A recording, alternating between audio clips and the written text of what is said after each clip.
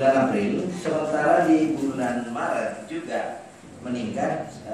Kalau tidak salah yang lalu itu naiknya berapa ya? 11,28%. Ya, jadi 2 bulan terakhir naik ya 9,28%. Jadi progres ekspor kita 2 bulan terakhir untuk Sulawesi Selatan menunjukkan fenomena yang meningkat hampir rata-rata 10% ya. Jadi Maret dibanding April naik 9,28% dari 76,35 menjadi 83,44 juta US dollar. Kalau kita lihat year on year-nya April ke April ya, 2015 April dibanding 2016 April itu masih ada selisihnya atau masih minus 24,22% ya.